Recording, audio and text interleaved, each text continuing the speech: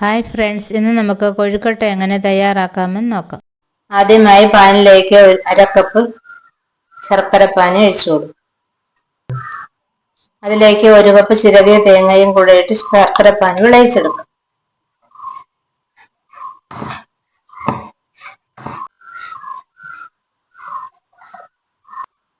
ശർക്കരപ്പാനിയെല്ലാം വരട്ടി തേങ്ങ വിളഞ്ഞതിന് ശേഷം അതിലേക്ക് 1/2 ടീസ്പൂൺ ഏലക്കാപ്പൊടിയും 1 ടീസ്പൂൺ നെയ്യും ചേർത്തതിന് ശേഷം മിക്സ് ചെയ്ത് കൊടുക്കും.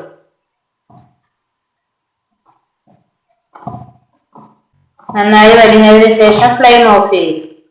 തണുക്കാനായി മാറ്റി വയ്ക്കും. പൊടി തണുക്കാൻ ആവശ്യമായ വെള്ളം തിളപ്പിക്കാനായി വയ്ക്കും.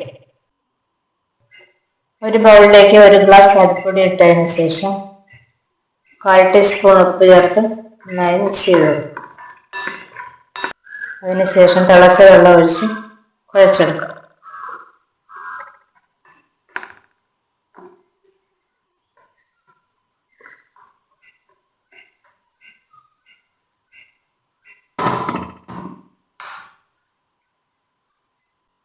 ഇടിയപ്പത്തിന്റെ പാകത്തിൽ കുഴച്ചതിന് ശേഷം അതിലേക്ക് 1 സ്പൂൺ നെയ്യ് കൂടെ ചേർത്ത് നന്നായി കുഴച്ചെടുക്കാം.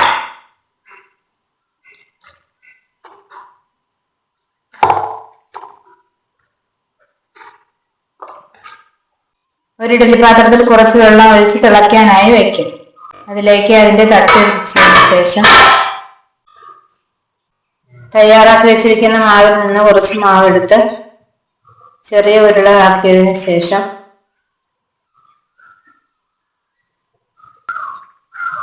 കയ്യിൽ വെച്ച് പരത്തിയെടുക്കുക. ഇതുപോലെ പരത്തിയതിന് ശേഷം അതിലേക്ക് തയ്യാറാക്കി വെച്ചിരിക്കുന്ന വിളയിച്ച തേങ്ങ വെച്ചു ഇതുപോലെ പൊതിഞ്ഞതിന് ശേഷം ഉരുളകളാക്കി ഇടും. തയ്യാറാക്കിയ ഉരുള ഇഡ്ഡലി തട്ടിലോട്ട് വെച്ചു കൊടുക്കാം.